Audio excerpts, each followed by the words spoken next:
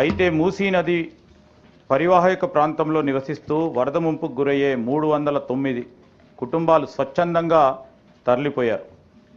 వారి నిర్మాణాలకు భవనాలకు చట్టబద్ధమైన అనుమతులు లేవు. డి ప్రశ్నకు సమాధానం తరలిపోయిన కుటుంబాలు తమంతట తాము స్వచ్ఛందంగా మొత్తం 181 ఇళ్లను కూల్చివేశారు. మూసీ నదికి సంబంధించి ప్రభుత్వం ఇచ్చినటువంటి ఆన్సర్లో నేను పాయింట్అవుట్ చేస్తూ ఉన్నాను సార్.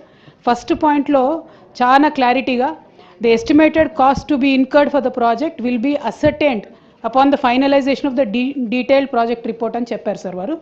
అయితే దీనికి ఆపోజిట్గా నిర్దిష్టమైనటువంటి సమాచారం మా దగ్గర ఉంది సార్. వరల్డ్ బ్యాంక్లో ఈ ప్రభుత్వం 4,100 కోట్లు మాకు కావాలి మూసీ సుందరీకరణ ప్రాజెక్ట్ కోసం అని చెప్పి వరల్డ్ బ్యాంక్కి సబ్మిట్ చేసింది సార్. ఈ గవర్నమెంట్ సబ్మిట్ చేసిన మాట వాస్తవమా కాదా? చేసుంటే అది ఏ తేదీన చేశారో ఇంపార్టెంట్ సార్. ఎందుకంటే ఇవాళ 16వ తారీఖు, ఇవాళ 17 డిసెంబర్ సార్. 17 డిసెంబర్లో హౌస్లో మనకిచ్చిన సమాధానం డిపిఆర్ ప్రిపేర్ కాలేదని సార్. మరి వీళ్ళు వరల్డ్ బ్యాంక్లో డిపిఆర్ ప్రిపేర్ కాకుండా 4,100 కోట్ల లోన్ కావాలని ఎప్పుడు అడిగారు? ఆ డేట్స్ ఏంటి దయచేసి ప్రభుత్వం క్రిస్టల్ క్లియర్గా ప్రజలకు చెప్పాల్సినటువంటి అవసరం ఉంది సార్. అట్లానే ఎంఆర్డిసిఎల్ అనేటటువంటి కన్సార్టియంని ఆన్బోర్డ్ చేసుకున్నాము, ఇంకా కూడా మేము డిపిఆర్ ప్రిపరేషన్ చేస్తూ ఉన్నామని చెప్తా ఉన్నారు సార్. నిన్నగాక మొన్న మనం గౌరవ ముఖ్యమంత్రి గారిని చూసినాం సార్.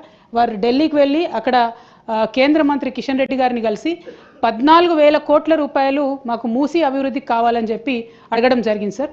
మరి అది ఏ ప్రాతిపదికన అడిగినారు? మీకు డిపిఆర్ లేకపోతే మూసీ దగ్గర మీరు 14,000 కోట్లు ఏం ప్రాజెక్టుల కోసం అడిగినారు, ఎందుకోసం అడిగినారు? మరి ఒకవేళ అవి రెండు వాస్తవం అయితే సీఎం గారు 14,000 కోట్లు అడగడం, అట్లానే వరల్డ్ బ్యాంకుకి మీరు అడగడం వాస్తవం అయితే మరి ఇక్కడ మమ్మల్ని తప్పుదోవ పట్టిస్తున్నారా? సభ సాక్షిగా మీరు తప్పుడు సమాచారం ప్రజలకు సభ్యులకు ఇస్తున్నారా? ఇట్లా ఇచ్చినట్టయితే అధ్యక్ష మేము మా పార్టీలో కూడా డిస్కషన్ చేసుకుంటాం అధ్యక్ష. ప్రివిలేజ్ మోషన్ కూడా అవసరమైతే ఆలోచన చేసి మూవ్ చేస్తాం అధ్యక్ష.